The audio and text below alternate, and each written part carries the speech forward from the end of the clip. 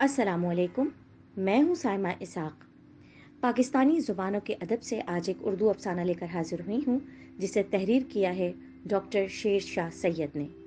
अफ़साने का उन्वान है दिल मेरा बालाकोट। मेरा दिल बालाकोट च मड़े बच्चे बालाकोट हन। मड़ा कराला बालाकोट है, मड़ा शहर बालाकोट है, मड़ा कहर बालाकोट है। मुझे बालाकोट जाने दो, मुझे बालाकोट जाना है, मुझे बालाकोट चलना है, मुझे बालाकोट ले जाओ। मेरा दिल वहाँ है, मेरा दिल वहाँ है, मेरा सब कुछ उधर है। उसने मेरा हाथ पकड़ लिया। उसके उजड़े हुए खूबसूरत चेहरे पर आंसुओं की लकीरें बह रही थीं। उसकी सब्ज सहरज़दा आंखों में वीरानी दूर तक फैली हुई थी। वो जमीन पर एक स्ट्रेचर पर पड़ी हुई थी, जिसे सुबह ही बालाकोट से लाया गया था। मानसेरा का कैंप अस्पताल खचाखच भरा हुआ था। हर तरफ औरतें, बच्चे, जवान, बूढ़े पड़े हुए थे। किसी का हाथ टूटा हुआ था, किसी के पैर टूटे हुए थे, किसी के सर पर जख्म था। आहो बुकाई ऐसी थी जैसे कयामत का समा हो। अल हफीज अल अमान। ईदी एम्बुलेंस के रजाकारों ने स्ट्रेचर उतार कर जमीन पर रख दिया और दूसरे मरीजों को लेने के लिए फौरन ही बालाकोट रवाना हो गए। खबरें आ रही थीं कि बालाकोट तबाह हो गया है। पूरा शहर जमीन के अंदर धंस गया है। बड़े बड़े होटल, छोटे बड़े घर, इंसान, मवेशी, सब चंद लम्हों में जलजले की नजर हो गए थे। पहाड़ों से पत्थर, टीले और चट्टानें लुढ़क लुढ़क कर गिरे थे और सड़कों, रास्तों, पगडंडियों को बंद कर दिया था। शुरू के चंद घंटे तो रास्ते साफ करने में लग गए। फौजियों ने रास्ता बहाल किया तो ईदी एम्बुलेंसों को मौका मिला कि शहर में दाखिल हों और जख्मियों को ऐसी जगह पर पहुंचाएं जहां उनका कुछ इलाज हो सके और इब्तदाई इमदाद मिल सके। मैं स्ट्रेचर के साथ ही बैठ गया ताकि उसको कुछ तसल्ली दे सकूं। वो मुसलसल बैन कर रही थी। मुझे जल्द ही अंदाजा हो गया कि वो कमर के नीचे से फालिज ज़दा है। घर जब गिरा तो एक पिलर उसकी कमर पर गिर गया था और शायद कमर टूट गई थी। नीचे के कमरे में उसके तीनों बच्चे थे और शौहर भी था। घर के दूसरे हिस्सों में उसका देवर, नंद, सास और ससुर मौजूद थे। न जाने कब तक वो मलबे के नीचे दबी रही। जब निकाला गया तो पता चला कि उसका सारा घर तबाह हो चुका था। वो किसी काम से मकान के वरांडे से बाहर निकली ही थी कि जलजला आ गया। घर अभी तक जमीन के अंदर था और घर के सारे लोग मर चुके थे। शोहर, तीनों बच्चे, सास, ससुर, नंद और देवर। निकालने वालों ने उसकी बात समझी ही नहीं। वो बैन करती रही, मिन्नत करती रही कि उसे बालाकोट से ना निकाला जाए, उसे वहीं छोड़ दिया जाए, उसी मकान के सामने, उसी सहन के पास जहां उसके बच्चे, दिल के टुकड़े, उसका गुलाम मुस्तफ़ा था। वो वहीं रहना चाहती थी, उसी घर के सामने मरना चाहती थी, मगर उसकी किसी ने नहीं सुनी और अब वो इस कैंप अस्पताल में पहुंच गई थी। मैं उसका हाथ पकड़कर बैठा रहा, देखता रहा और सोचता रहा कि ऊपर वाले के गोरख धंधे को कैसे समझूं, क्या समझूं, उसे क्यों जिंदा रखा, उसकी जिंदगी क्या है, एक मुस्तकिल परेशानी, एक मुसलसल अजाब। अब क्या होगा? उसके साथ ना ये उठ सकती है, ना बैठ सकती है, उसे अपने पेशाब पखाने पर कोई इख्तियार नहीं है। ये ना जाने कब तक इसी तरह पड़ी रहेगी, अपने जख्मों के साथ गंदगी के ढेर पर, अपने जिंदा सोचते हुए दिमाग का अजाब लिए, जो मुसलसल सवाल करता रहेगा। वो बैन करती रहेगी, बिलकती रहेगी। मैं सोचता रहा और परेशान होता रहा। इसरा खां बीबी रोती रही और बैन करती रही कि उसे वापस बालाकोट भेज दिया जाए। फैसला हुआ कि उसे फौरन एबटाबाद के मेडिकल कॉम्प्लेक्स भेज दिया जाए। वहां शायद कोई न्यूरो सर्जन इसका ऑपरेशन कर सके, उसकी टूटी हुई रीढ़ की हड्डी को खोलकर देख सके, हड्डियों के टूटे हुए छोटे टुकड़ों को निकाल सके, फिर स्पाइनल कॉर्ड के ऊपर पड़ने वाले दबाव को रिलीज कर सके। शायद उसके बाद वो अपने पैरों की उंगलियों को महसूस कर सके, उठ सके और उसे ठंडा गर्म का एहसास हो, बैठ सके, चल सके, हिल सके। ये सारी उम्मीदें शायद हकीकत के खिलाफ थीं। मुझे पता था کہ اس ٹوٹی کمر کے ساتھ اسے بڑی بے احتیاطی سے اٹھایا گیا ہے۔ بے احتیاطی کے ساتھ ہی اسے ایبٹ آباد پہنچایا جائے گا، بے احتیاطی سے ہی اتارا جائے گا۔ نہ اس کا سی ٹی اسکین ہو سکے گا اور نہ ہی ایم آر آئی کرانے کے لیے اس کی باری آ سکے گی۔ نہ جانے کب تک یہ اسپتال کے باہر خیموں میں پڑی رہے گی۔ ہم لوگوں نے تو کیتھیٹر پاس کر دیا تھا تاکہ پیشاب بستر کے بجائے تھیلی میں جمع ہوتا رہے، پر نہ جانے کون پیشاب کی تھیلی خالی کرے گا، کون اس کی صفائی کرے گا، کون اسے ہونے والے انفیکشن سے بچائے گا؟ کوئی نہیں۔ اسے پہلے انفیکشن ہوگا، پھر سیپٹیسیمیا ہو جائے گا۔ گندے بستر پر وہ اپنی ہی پخانے میں سڑتی رہے گی۔ نہ کوئی صفائی کرنے والا ہوگا، نہ ہی دوا دینے والا۔ انفیکشن بڑھتا جائے گا۔ پھر شاید اسے کچھ دوائیں مل جائیں، لیکن ایک دن یہ یکایک مر جائے گی۔ کیمپ کا کوئی ڈاکٹر موت کا سرٹیفکیٹ بنا دے گا، موت کی وجہ انفیکشن کے سبب دل اور تنفس کے نظام کی ناکامی ہوگی۔ میں نے ایک بار پھر سوچا کہ شاید یہ مر جاتی تو اچھا ہوتا۔ کیوں زندہ رکھا ہے اسے اوپر والے نے؟ کیا حکمت تھی اس کی؟ کیا مصلحت تھی؟ میرا ذہن قاصر تھا جواب دینے سے۔ اوپر والے کے بھید اوپر والا ہی جانے۔ اسے تھوڑی دیر بعد ایبٹ آباد منتقل کر دیا گیا۔ 2 دن بعد مجھے ایبٹ آباد جانا پڑ گیا۔ لندن سے کچھ لوگ آئے تھے جن کے پاس ڈریسنگ کا سامان اور کچھ دوائیں تھیں۔ وہ ایبٹ آباد کے ایک ہوٹل میں ٹھہرے تھے۔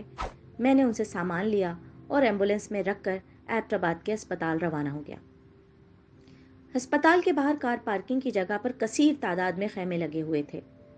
میں بیمار عورتوں کے لیے بنے ہوئے خیموں میں اسرا خان بی بی کو تلاش کرتا ہوا آخر اس جگہ پہنچ گیا جہاں وہ لیٹی ہوئی تھی۔ اس کا بستر صاف تھا، کسی نے اس کے چہرے کو دھویا تھا اور بالوں کو کنگھی کر کے چوٹی باندھ دی تھی۔ اس کے کپڑے بھی صاف تھے، لیکن چہرے پر ایسی بھیانک اداسی تھی کہ میں کانپ کر رہ گیا۔ اس نے اداس مسکراہٹ سے میرا استقبال کیا۔ اس کی آنکھوں میں شناسائی کی جھلک تھی۔ میں اس کے پاس بیٹھ گیا۔ اس کے پڑوس میں ایک اور عورت اسپائنل انجری کے ساتھ تھی جس کی بیٹی حسنہ اپنی ماں کے ساتھ ساتھ اسرا خان بی بی کا بھی خیال رکھ رہی تھی۔ اس نے مجھے بتایا تھا کہ ڈاکٹروں نے اسے دیکھا ہے اور فیصلہ کیا ہے کہ آپریشن کریں گے، مگر اسرا خان بی بی کے پیٹھ پر زخم بن گئے ہیں۔ اب کوشش ہے کہ یہ زخم صحیح ہو جائیں۔ مگر اسرا خان بی بی کی پیٹھ پر زخم بن گئے ہیں۔ اب کوشش ہے کہ یہ زخم صحیح ہو جائیں تو آپریشن کیا جائے۔ مجھے پتا تھا کہ بیڈ سورس کی خبر کوئی اچھی خبر نہیں ہے، خاص کر ہمارے ملکوں میں جہاں نرسیں ہیں ہی نہیں، اور اگر ہیں بھی تو کافی نہیں ہیں، یا ان کی تربیت اتنی خراب ہے کہ وہ مریضوں کے کسی کام کی نہیں ہے۔ ہم لوگوں نے ایٹم بم تو بنا لیا، مگر وہ تربیت یافتہ نرسیں نہیں بنا سکے تھے، ایسی نرسیں جو مریضوں کو سمجھ سکیں، ان کی دیکھ بھال کر سکیں۔ ان کے لیے اچھے نرسنگ اسکولوں کی ضرورت ہوتی ہے جہاں انہیں پڑھایا جاتا ہے، تربیت دی جاتی ہے، پھر اچھی تنخواہیں دے کر اسپتالوں میں عزت سے کام کرنے کے مواقع پیدا کیے جاتے ہیں۔ ایسی نرسیں قدرتی آفات میں خدا کی رحمت ہوتی ہیں۔ زلزلہ زدگان کے اس کیمپ میں ایسی نرسیں کہاں تھیں؟ ڈاکٹر ضرور تھے، غیر تربیتی یافتہ، جنہیں پتہ ہی نہیں تھا کہ زخمیوں کو کیسے دیکھنا ہے، ان کے مسائل کو کیسے سمجھنا ہے، ان کے جذبات کیا ہیں، وہ روتے تو کیوں روتے ہیں، ان کی ہنسی کتنی بھیانک ہے۔ یہ بیچارے غیر تربیتی یافتہ ڈاکٹر اپنے ہی ضمیر کی پکار پر سرکار کا ہاتھ بٹانے آ گئے تھے۔ انہیں کیا پتا کہ اس قسم کی آفات میں کس طرح کام کیا جاتا ہے۔ کیسی ہو اسرا خان؟ تم ٹھیک ہو جاؤ گی، گھبراؤ مت، میں نے اسے تسلی دی تھی۔ تسی بالا کوٹ گئے تھے؟ اس نے سوال کیا۔ نہیں، میں گیا نہیں ہوں، لیکن جاؤں گا، کوئی کام ہو تو بتاؤ۔ وہاں تو سب مر گئے، سب گھر گر گئے، کوئی زندہ ہوتا تو کام بتاتی۔ اس کی آنکھوں میں آنسو اتر آئے، وہ پھر رونے لگی تھی۔ میں نے سوچا کہ اس سے باتیں ہی کر لوں، شاید اس طرح سے اسے کچھ سکون ملے۔ جب تک زندگی ہے اس درد کو اسے سہنا ہے۔ ہم لوگ تو صرف اس درد کو بانٹ سکتے ہیں، ایک دوسرے کے درد کو سمجھ سکتے ہیں۔ اسرا خان، مجھے بتاؤ کہ یہ سب کچھ کیسے ہوا تھا؟ میں نے حسنہ کی طرف دیکھتے ہوئے پوچھا۔ وہ اپنے آنسو بھرے چہرے کے ساتھ مجھے دیکھتی رہی، پھر نہ جانے کیسے اس نے بولنا شروع کر دیا، کسی مشین کی طرح۔ کچھ نہیں جی، میرا گھر والا غلام مصطفیٰ گھر سے نکلنے والا تھا، دونوں چھوٹے بچے سو رہے تھے، बड़ी बच्ची के हाथ में मैंने गुड़िया दी थी कि वो रोना बंद करे। ये गुड़िया मेरा अब्बा कराची से लेकर आया था। वो सुबह से ही गुड़िया के लिए जिद कर रही थी, जो मैंने अलमारी के ऊपर रख दी थी। गुड़िया उसे देकर मैं बाहर निकली थी कि ऐसा लगा जैसे जमीन मेरे पैरों नीचे घूम रही है। मैं भागी कि अपने बच्चों के पास पहुंच जाऊं, मगर ऊपर से कुछ मुझ पर गिरा था। फिर मेरी नजरों के सामने सब कुछ धम धम करके गिरता चला गया। जो मुझे याद है, सिर्फ यही याद है कि लोग चीख रहे थे, पुकार रहे थे और आवाजें आ रही थी। इसके बाद का मुझे कुछ होश नहीं। जब मुझे होश आया तो मैंने देखा कि सड़क के किनारे मुझे लिटाया हुआ है। मेरा घर, सारा घर जमीन के अंदर था और मेरे घर वाले सब मर चुके थे, जमीन में धंस चुके थे, मिट्टी के ढेर के नीचे, दीवारों और छतों के मलबे के अंदर। इसरा खां बीबी भंगिया वाली का कुछ नहीं बचा था। वो फिर बेकरार होकर जोर से रोने लगी। मैं और हुस्ना उसे देखते रहे, तसल्ली देते रहे। मैं देर तक बैठा उसकी सरगोशियां सुनता रहा और दुआ करता रहा कि इसरा खां बीबी भंगिया वाली जल्द अज जल्द मर जाए। उसके लिए मैं सिर्फ यही दुआ कर सकता था, मगर गुनाहगारों की दुआ भी कबूल नहीं होती। 2 दिन बाद मैं बालाकोट गया।